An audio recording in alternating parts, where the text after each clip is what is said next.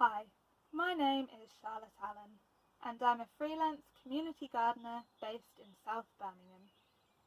This video is for the Grow Your Road project. Today I'm going to be talking to you about some common garden pests that like to eat our vegetables almost as much as we do. I'll be telling you about some low impact ways we can stop these pests from getting to our veg. All of the methods I'll be giving you are organic. This means that no chemicals will be used. I think it's really important we step away from using chemicals in our gardens so as to avoid any pollution of the environment and other wildlife being harmed. After all, most pests don't actually do any harm to our gardens, they just like to eat our veg. When using organic methods, it's a really good idea to get to know your garden and what habitats are already there that pests might like to live in, such as trees where birds live, or perhaps any dark and shady spaces where slugs might like to live. This is very beneficial to know this information because then you can start to think about what pests might be there and how you can build a better biodiversity to manage these pests naturally, so as to keep a better balance of predators and prey. Now, I'm going to talk about 4 common garden pests.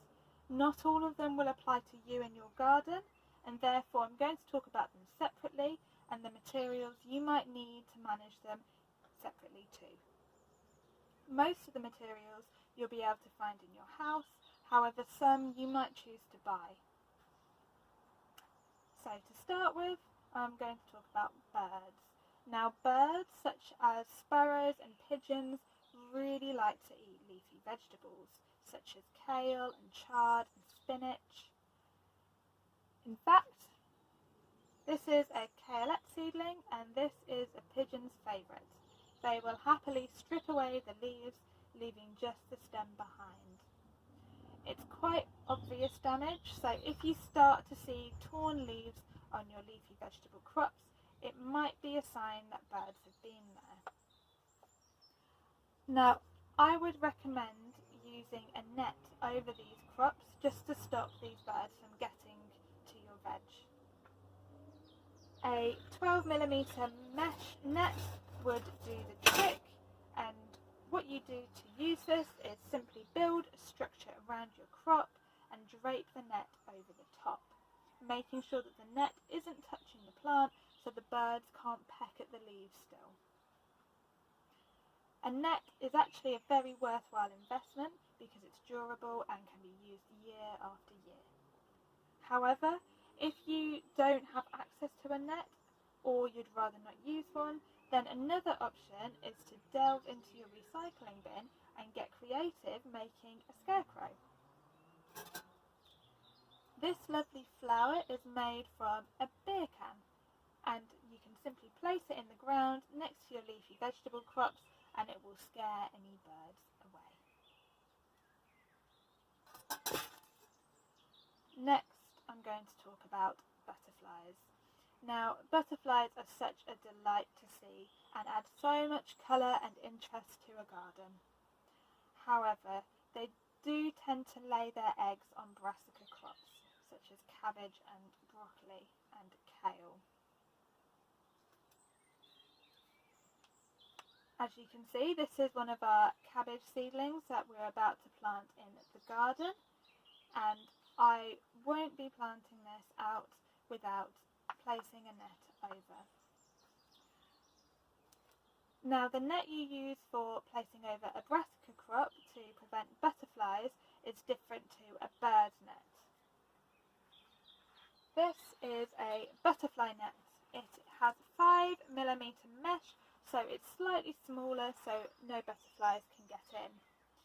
Now, I absolutely love butterflies, but I don't want them laying their eggs on my cabbage leaves because when those eggs hatch, they become caterpillars, and we all know the story of the hungry caterpillar eating its way through our cabbage crops. So I'll be using that net to stop the butterflies from getting to my brassicas. Similar to the bird net, what you do is you build a structure around the bed that the brassicas are in, and you drape the net over the top, making sure that the net isn't touching your plants so the butterflies can't still lay on the leaves of your brassica plants. Next I'm going to talk about aphids. Now aphids like black fly and green fly are slightly different to the other pests I've already spoken about, like birds and caterpillars. And this is because aphids are sap-sucking insects, so they don't really eat the leaves of the plant. The damage that aphids can cause is sometimes stunted growth. However, I would say that aphids aren't enough of a problem to need any intervention. And this is because aphids are at their peak during the spring season, and they lessen as we go into summer. This is due to ladybirds starting to emerge in the summer months and eating the aphids. So I would encourage you to increase the amount of nectar and pollen-rich crops in your garden that attract ladybirds and mean that the ladybirds will be present to eat the aphids and things will be in a better balance. Therefore, the aphids will be less likely to affect and stunt the growth of any of your crops. However, if aphids are causing you any problems, and they do tend to go towards the cabbages or maybe tomatoes, then if you simply soak the plant just with a sprinkling of water from a watering can, then this should wash away the aphids in a very natural and easy way. Another option is companion planting. Now, companion planting is when you plant a plant that repels aphids next to a plant that you're trying to protect.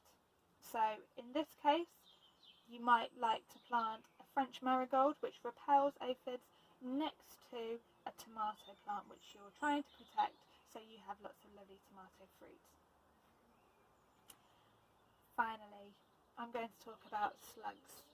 Now, slugs have been the bugbear of many gardeners for years. One of the most important things to remember about slugs is that they are garden recycling machines, meaning that they will often go for the weakest and oldest leaves on a plant. Here I have an example of a spinach leaf that has some slug damage, and you can also see that it's pretty old and it's discolouring around the edge. Now, the slug is simply helping to speed up a natural process.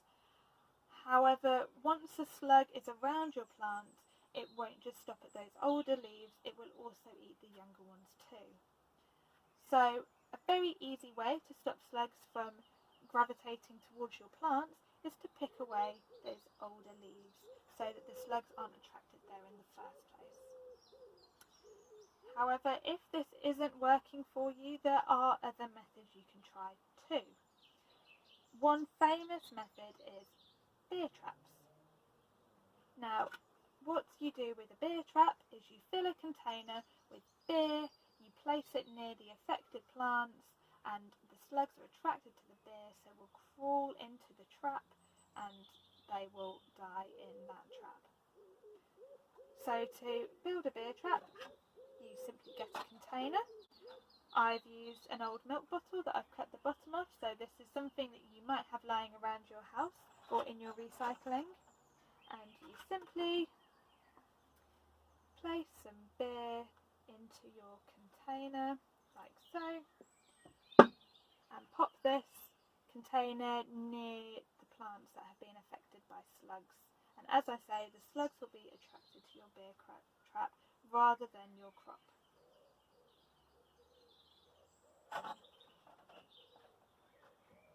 However, if you don't have any beer or don't want to use your beer for that, then another option is to use broken up eggshells. And the eggshells that you've broken up are uncomfortable for the slugs to crawl over. So if you sprinkle them in a ring around the base of your seedling, like I'm doing now, or around the place of your plant even, it doesn't need to be a seedling. You just put it around this base here, like so, in a nice ring so there's no gaps, then the slugs will not travel over to your plant. If you don't have any eggshells, you can also use dried bramble cuttings. And similar to the eggshells, the brambles are uncomfortable and the slugs will not travel over the brambles to get to your plant.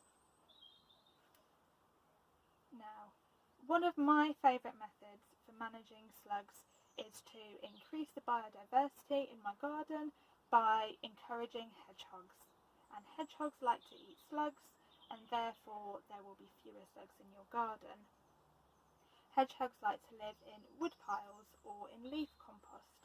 So if you have space available to have either of these, it's a very nice hedgehog habitat. Hedgehogs also like to move between gardens. So if you can, have hedges on either side of your garden, or if you have a fence, try and have a little hole at the bottom so a hedgehog can move through. It might also be a nice idea to have a water supply. A small container of water would be fine, to which a hedgehog can drink from. But if you are doing this, make sure you have a ramp so that the hedgehog doesn't fall in. Now, one of my other favourite methods for managing slug damage is to, once I've planted out a seedling, is to place a plastic bottle that I have cut the bottom from over the top of the seedling. And this is a brilliant technique for a few reasons. Not only does the plastic bottle help to protect the seedling from any slug damage, it also helps to protect the seedling from shock. Perhaps your seedling has been on your windowsill or in your greenhouse and it's just been moved outside to a colder environment. This plastic bottle will help to keep the atmosphere a little warmer as the plant gets used to new soil. If you're using this method, it's worth keeping an eye on how big the plant is growing, because you will need to take the bottle off once the plant hits a certain size, or else its growth will be stunted. I hope this video has been helpful and has given you a bit of inspiration and advice for tackling any pests that are causing you problems. However, I would say that it's worth having a slightly flexible notion of perfection when growing organically, because realistically, having a few holes in your veg when you know exactly where your vegetables have come from and you've grown them yourself seems like quite a small price to pay. However, if you do have any questions about pest control in your garden and about organically managing these pests, then please do place these questions in the comments below. Happy growing!